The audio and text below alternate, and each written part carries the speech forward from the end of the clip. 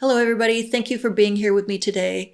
I wanted to talk a little bit more about that ambivalence, those mixed emotions that some of us might have felt in 1995 when we saw the Beatles Anthology, the TV series, for the very first time. Now, I'm not talking about the stuff from the 1960s, all that old film footage, the music, the photographs, the interviews, all that stuff is wonderful. It's fab, give me more of that. I'm talking about when the 1995 Paul, George, and Ringo, when they all got together and it became very apparent that John Lennon was not there. Something felt very wrong. It all became very surreal again because, when we lost John, I was just about 21 and I was very young and impressionable and I loved the Beatles. And, at that point in time, it still didn't feel real to me. It just hadn't sunk in all the way because of the way it happened. And that lasted for a long, long time. So there it is in 1995. It felt like, oh my God, it just hit you all over again. And I know I'm not the only one who feels that way. And that's the way that writer, Jerry McCauley, was feeling when he wrote that article in December of 1995 for that Bay Area Music magazine, that freebie magazine that I was talking about in that last video I did. And I didn't quote him because he was pretty raw in his verbiage. But I'm going to go ahead and quote him right now. Because he's very very ambivalent about the whole anthology thing. It's small wonder then that this reunion, and he puts reunion in quotes, brings forth such mixed feelings. One can argue the artistic merits of the TV anthology, that it's myopic by design, placing the Fab Four in a virtual historical vacuum by limiting its viewpoint strictly to that of the participants. But one thing is certain, it sorely misses the input of Lennon. The Beatles were, after all, his band. Call me a pessimist, but every time I come across one of those carefully posed portraits of the graying survivors in a glossy magazine spread, or see them sitting about a kitchen table bitterly reminiscing on video, it's hard not to see the hole where John Lennon should be. Nostalgia is a lying seductress. History, a murderous brute. Now you see, that's that raw emotion. Now, I don't agree with all of that he's writing there, but, I'm not him. Those were his feelings, very raw, almost angry even, because he's feeling all that again and he's saying this just isn't right. What are we doing here with anthology? It's kind of like pissing him off all over again, and I'm sure he's angry about, John Lennon's murder. I'm sure that that's what the deal is. Now, most of us, we've all moved on from that. Here it is like 30 years later. We're kind of used to just seeing Paul and Ringo by now. So, we're kind of sort of used to it. I don't know. I think I'm lying. I don't know if we can ever really get used to it. See, so I'm still hanging on, man. I still have those mixed emotions. I really do. It's tough because when you see Paul and Ringo, you still want to see John and George. And I'm never going to get over that. Even George Martin had mixed feelings back then. And he writes about that. He says that he quotes George Martin as saying, I don't want to work on Free as a Bird because it just didn't seem right to me. But then I do know that George Martin in the 1995 press conference where Neil Aspinall, Jeff Lynne, and Derek Taylor, they're there promoting Beatles Anthology and Free as a Bird, George Martin says, you know what, I really love Free as a Bird, and now I'm sorry I wasn't the one to produce it. I was a bit cheery about the idea to begin with, I must confess, but having heard it, I think it's the only way we can hear the Beatles again. And I think it's a marvellous thing to have done. Will they number one for Christmas? It will be number one all over the world, no doubt about that. Even George Martin has those mixed emotions here. So imagine what it was like for Paul, George, and Ringo going into the studio, working on those songs without John. They could hear John, but John wasn't there. They hadn't been together all in one room in a long time. And now here they all are. And they're expecting that presence, the John Lennon presence, and he's just not there. And I'm sure that they talked about it before. I'm sure they've mentioned it now and then, but probably have only scraped the surface. Imagine the pain that they went through and the ambivalence that they felt. But like I said in the other video, it was important to them, so they went ahead and did it.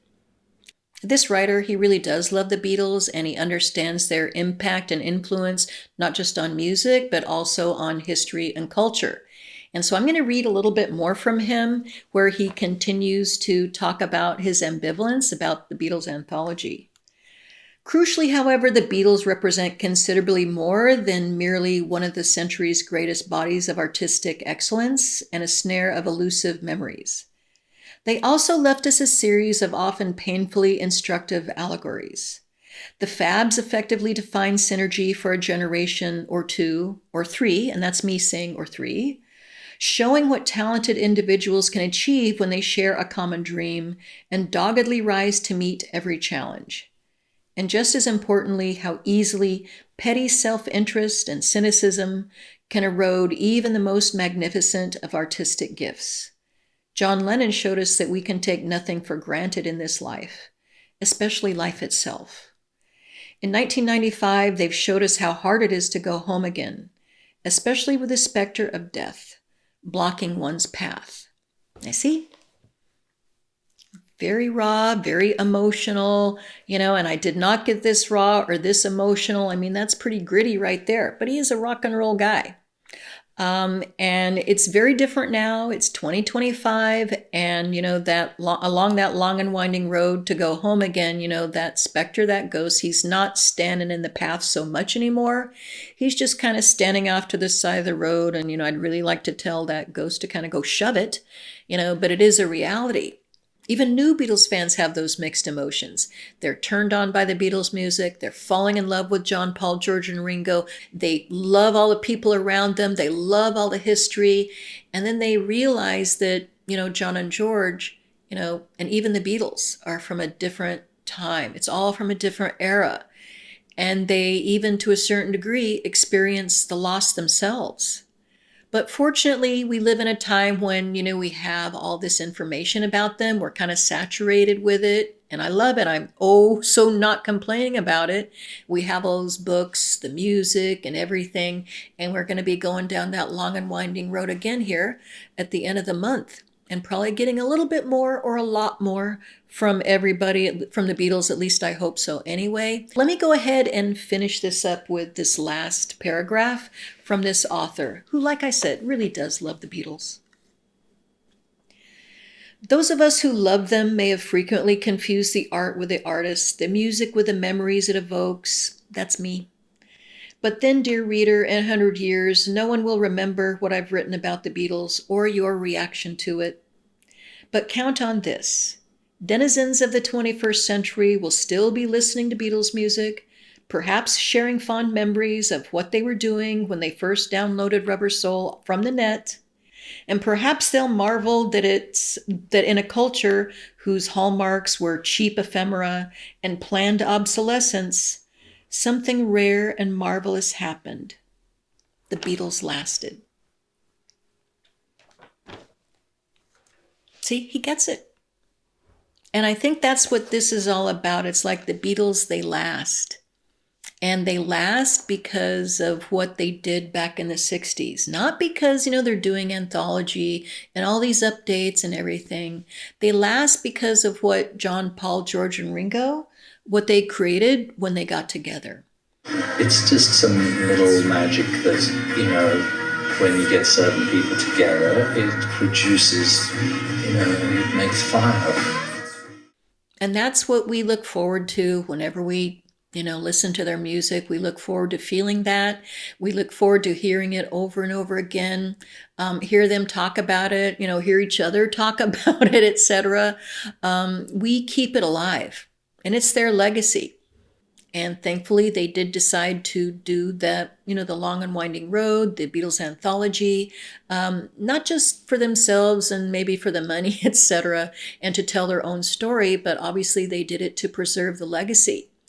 They probably didn't know how big it was going to become, because I got to tell you, it's almost like the legacy gets bigger all the time as history just keeps marching on. It seems to me like the Beatles just keep getting bigger and bigger. I don't know. What do you think? I'm going to be just fine watching the anthology later on this month, and I'm going to be even more fine if they give us more than what was in the original anthology series. I want everything. I'm greedy, definitely. Yeah, we're going to get that new episode, and I'm hoping for maybe, Paul and Ringo maybe sitting down and giving us a little bit more, maybe giving us a little bit of truth and authenticity. I'm sure we're not going to get it, but, I can hope. Okay, but if they just want to talk a little bit more, I don't care. Just give it to us here. If they want to kind of pull up some old John and some old George, yes, I'll take all of that. Now, this is me looking forward to it. Now, I'm not going to be ambivalent about it.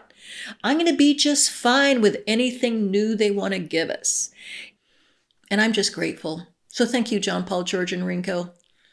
And thank you all so much for being here with me again. I really and truly appreciate it. And until next time, peace and love one another. Take care. Beatles is Beatles are Beatle. In the end, it's like, oh, sod off with the Beatles,